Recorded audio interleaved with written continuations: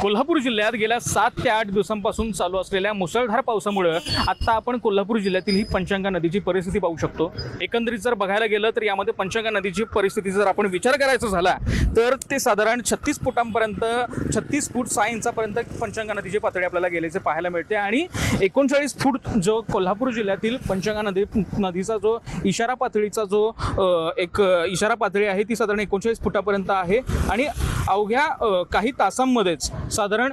या 12 ते 14 तासांमध्ये पुढच्या पंचगंगा नदी ही इशारा पातळी गाठू शकते। अशाच पद्धतीचा जर पाऊस चालू राहिला तर याच्यामध्ये जर बघायला गेलं तर कोल्हापूर जिल्ह्यातल्या साधारण 60 बंधारे आहेत ते आपल्याला पाण्याखाली गेल्याचं पाहायला मिळतंय आणि यामध्ये राधानगरी धरण परिसर असेल, गगनबावडा तालुक्यातील काही परिसर असेल तर याच्यामध्ये साधारण अतिवृष्टीची जी नोंद आहे ती आपल्याला झाल्याची पाहायला मिळते। यामध्ये जर बघायला गेलं तर साधारण नदीच्या या वाढत्या पाण्यामुळे साधारण जिल्ह्यातली 60 बंधारी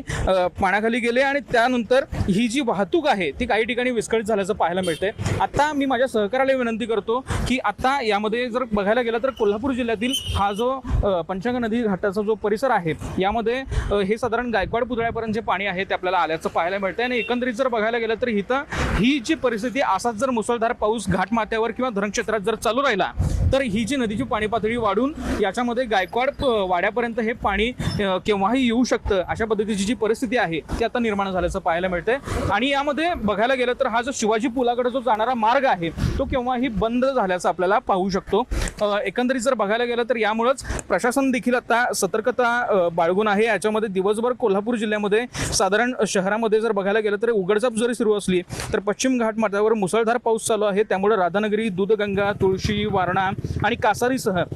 सर्व धरणांच्या पाणीसाठ्यामध्ये सातत्यानं वाढ होते आणि बघायला गेलं तर यामध्ये राधानगरी धरण क्षेत्रामध्ये सलग 6व्या ते 7व्या दिवशी अतिवृष्टीची जी नोंद आहे ती आत्ता झाल्याचं आपल्याला पाहायला मिळते। त्यामुळे धरणाच्या पाणलोट क्षेत्रातून साधारण 4000 क्युसेक पाण्याची जी आवक आहे ती आता होताना आपल्याला पाहायला मिळते आणि त्याचाच हा जो परिणाम आहे तो आता आपल्याला परिणाम एकंदरीत या माध्यमातून आपल्याला दिसू शकतो। यामध्ये जर बघायला गेलं तर साधारण राधानगरी असेल, गगनबावडा असेल